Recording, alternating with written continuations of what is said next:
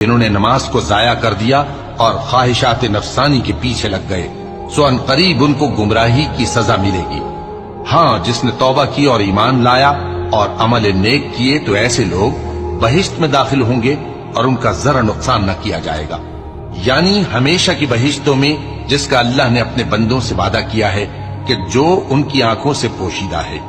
بے شک اس کا وعدہ نیکوکاروں کے سامنے آنے والا ہے،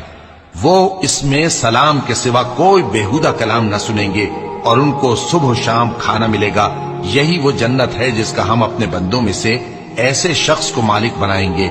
جو پرہیزگار ہوگا۔